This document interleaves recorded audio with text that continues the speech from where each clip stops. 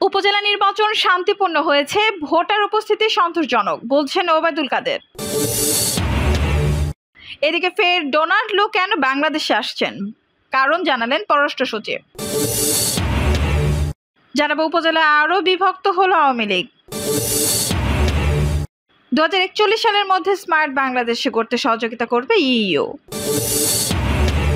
এবং সর্বশেষ জানাবো স্বেচ্ছা নির্বাসনে ফখরুল। দর্শক শুনছিলেন সংবাদ শিরোনাম, এখন বিস্তারিত। উপজেলা নির্বাচন শান্তিপূর্ণ হয়েছে, ভোটার উপস্থিতি সন্তোষজনক বলছেন ওবায়দুল কাদের।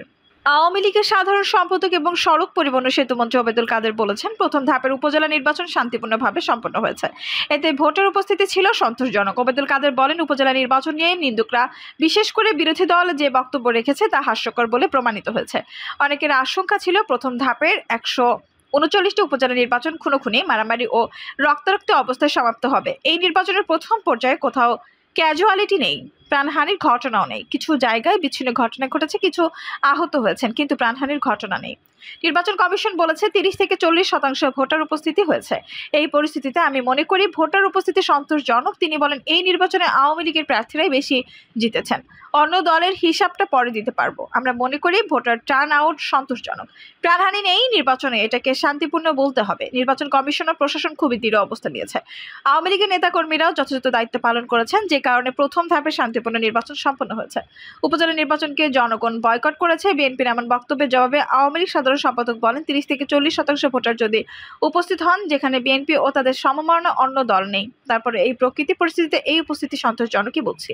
বিএনপির এই ধরনের বক্তব্য পাগলের প্রলাপ, ওবায়দুল কাদের বলেন। বিএনপির অনেকেই নির্বাচন করেছেন, বহিষ্কার করেও তাদের ঠেকানো যায়নি। আসলে স্থানীয় প্রয়োজনে স্থানীয়দের নির্বৃত্ত রাখা কঠিন। ফের ডোনাল্ড লু কেন বাংলাদেশে আসছেন, কারণ জানালেন পররাষ্ট্র সচিব।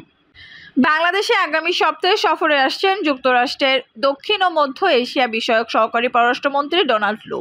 তার সফর নিয়ে ইতিমধ্যে আলোচনা শুরু হয়েছে। দক্ষিণ এশিয়ার দেশগুলোতে গত কয়েক বছর রাজনৈতিক পট পরিবর্তনের চেষ্টা সহ নানা বিষয় পেছনের কলকাঠি নাড়া ব্যক্তি হিসেবে নাম উঠে আসে ডোনাল্ড লুর।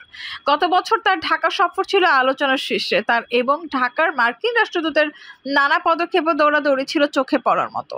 বাংলাদেশ সরকারের কাছে তাদের কর্মকাণ্ড ছিল অযাচিত। শেষমেশ বাংলাদেশে নির্বাচন হয়ে গেল এবং আওয়ামী লীগ সরকার আরেকবার ক্ষমতায় এলো। এই সময় থেকে এখন পর্যন্ত ঢাকা ওয়াশিংটন সম্পর্কে এরকম শীতলতাই বিরাজ করছে বলে ধারণা বিশ্লেষকদের। সেই ডোনাল্ড লু যখন আবার ঢাকায় পা রাখতে যাচ্ছেন, তখন স্বাভাবিকভাবে প্রশ্ন উঠেছে, এটা কি সুন্দর পুনরুদ্ধারের মিশন? বৃহস্পতিবার সচিবালয়ের পররাষ্ট্র সচিব মাসুদ বিন মোমেন ইঙ্গিত দিলেন তেমন কিছু নেই। তিনি বলেন, নতুন সরকার গঠিত হওয়ার পর লুর প্রথম সফর হবে এটা।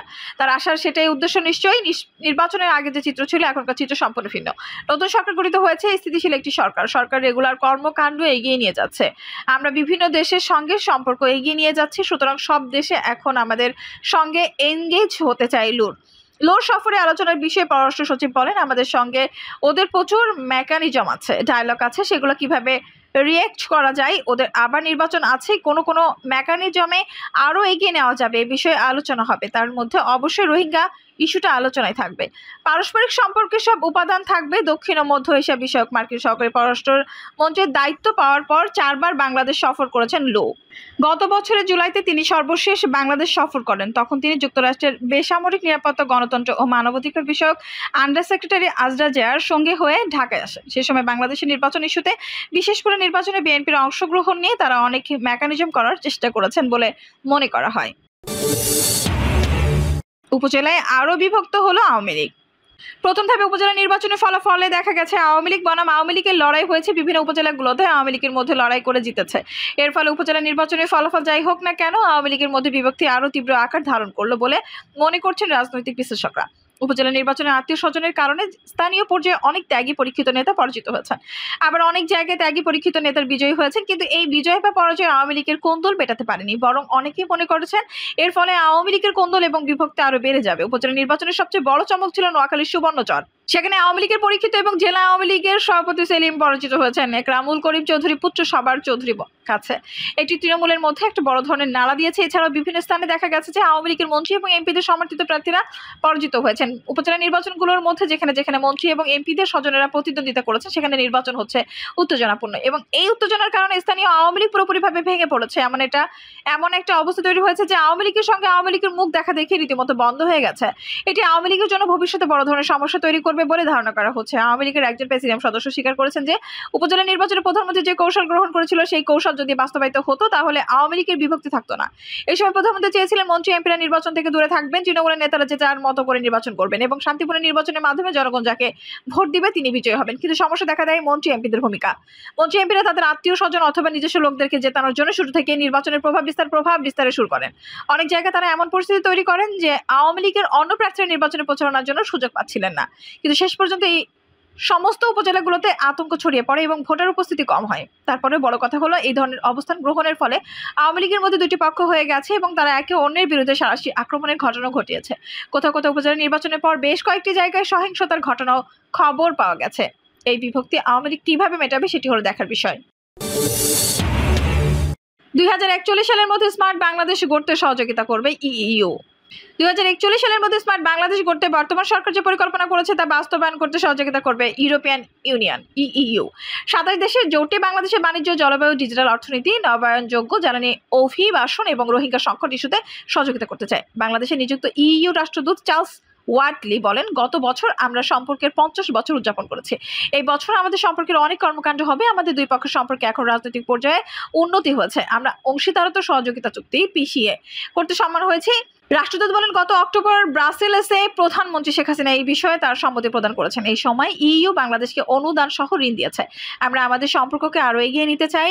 ট্যালেন্ট অভিবাসন কর্মসূচির মাধ্যমে ইইউ বাংলাদেশ থেকে বৈধ পথে কর্মী নিতে চায় এবং অবৈধ উপায়ে অভিবাসনকে নিরুৎসাহিত করতে চায়। জার্মানির রাষ্ট্রদূত বলেন, নবায়নযোগ্য জ্বালানি এগিয়ে নিতে জার্মানি বাংলাদেশকে সবুজ জ্বালানি খাতে সহযোগিতা করতে চায়। এই ইস্যুতে আমরা কারিগরি সহযোগিতা করব। ডেনমার্কের রাষ্ট্রদূত বলেন, আমরা বাণিজ্য ইস্যুতে সহযোগিতা করতে চাই, শিশু শ্রম বন্ধে সহযোগিতা করতে চাই। আমরা চাই যে বাণিজ্য খাতে আন্তর্জাতিক যে 32টি কনভেনশন আছে তার সবগুলো বাংলাদেশে স্বাক্ষর করুক, যাতে 2023 সালে ইইউ বাজারে জিএসপি প্লাস সুবিধা পেতে সহজ হয়। স্পেনের রাষ্ট্রদূত বলেন, আগামী 2041 সালের মধ্যে স্মার্ট বাংলাদেশ গড়তে এই দেশের সরকার যে পথ পরিকল্পনা করেছে তা সফল করতে আমরা সহযোগিতা করব। আমরা ডিজিটাল অর্থনীতিতে সহযোগিতা করব। ইতালির রাষ্ট্রদূত বলেন, আমরা অভিবাসন খাতে সহযোগিতা করতে চাই। আমরা বৈধ পথে অভিবাসন চাই। অবৈধ উপায়ে ভূমধ্যা সাগর পাড়ি দিয়ে ইউরোপ যাত্রা আমরা মৃত্যু দেখতে চাই না। নেদারল্যান্ডসের রাষ্ট্রদূত বলেন, রোহিঙ্গা সংকট সমাধানে আমরা সহযোগিতা করতে চাই। নিরাপদে, স্বেচ্ছায় এবং পূর্ণ নাগরিক মর্যাদায় নিজেদের বাসভূমি মিয়ানমারে ফিরে যাওয়াই এই সংকটের একমাত্র সমাধান। সুইডেনের রাষ্ট্রদূত বলেন, আমরা জলবায়ু পরিবর্তন জনিত ক্ষতি মোকাবেলায় সহযোগিতা করব। স্বেচ্ছা নির্বাসনে ফখরুল। বিএনপির মহাসচিব মির্জা ফখরুল ইসলাম আলমগীর কি স্বেচ্ছা নির্বাসনে গেলেন? গতকাল তিনি ওমরা পালন শেষে দেশে ফিরেছেন। দেশে ফেরার পরেও সাংবাদিকদের সঙ্গে আলাপে তার কোনো উৎসাহ লক্ষ্য করা যায়নি। তিনি বলেছেন, তিনি ছিলেন প্রচণ্ড বিরক্ত এবং অনুৎসাহী। বারবার সাংবাদিকদের তিনি অনুরোধ করেছিলেন তাকে ছেড়ে দেওয়ার জন্য। এরপর তিনি বাড়িতে গিয়েছেন এবং সেখানে রীতিমতো নিজেদেরকে গৃহবন্দী করে রেখেছেন। আজ সারাদিন দলের নেতাকর্মীরা তার সঙ্গে কোনো যোগাযোগ করতে পারেননি। এমনকি ফোন করা হলেও তিনি ঘুমিয়ে আছেন, বিশ্রামে আছেন কিংবা পরে ফোন করুন এরকম বক্তব্য পাওয়া গেছে। মির্জা ফখরুল ইসলাম আলমগীরের এই নীরবতা বিএনপির মধ্যে নতুন প্রশ্নের জন্ম দিয়েছে। সাধারণত মির্জা ফখরুল ইসলাম আলমগীর বিদেশে থেকে ফেরার পর ফুরফুরে থাকেন, স্বতঃস্ফূর্ত থাকেন এবং স্বতঃস্ফূর্তভাবে তিনি বিভিন্ন বিষয় নির্দেশনা প্রদান করেন, যেমন দলকে কিভাবে পরিচালিত করতে হবে, তার আন্দোলনের লক্ষ্য কি ইত্যাদি। প্রতিবারই দেখা গেছে বিদেশ থেকে ফেরার পরপরই তিনি পরের দিন দলীয় কার্যালয় অথবা চেয়ারপারসনের কার্যালয়ে গেছেন, নেতাকর্মীদের সঙ্গে কুশল বিনিময় করেছেন, সিনিয়র নেতাদের সাথে কুশল বিনিময় করেছেন। বিএনপির স্থায়ী কমিটির একজন সদস্য বলেছেন, অতীতে বিদেশে থেকে ফিরে মির্জা ফখরুল ইসলাম আলমগীর সব নেতাকে ফোন করতেন, তাদের খোঁজ খবর নিতেন এবং আন্দোলনের সংগ্রামের অবস্থা সম্পর্কে তথ্য হালনাগাদ করতেন। কিন্তু এবার মির্জা ফখরুল ইসলাম আলমগীর ঢাকায় ফেরার পর সেই যে বাড়িতে গেছেন এখন পর্যন্ত তিনি কারোর সঙ্গে দেখা করেননি। আজ বিএনপির দলীয় কার্যালয়েও তাকে দেখা যায়নি। এই প্রতিবেদন যখন লেখা হচ্ছে তখন পর্যন্ত তিনি দলের চেয়ারপারসনের গুলশানের কার্যালয়ে যাননি। তবে বিএনপির একজন শীর্ষ নেতা বলেছেন, মির্জা ফখরুল ইসলাম আলমগীর আসলে শারীরিকভাবে অসুস্থ।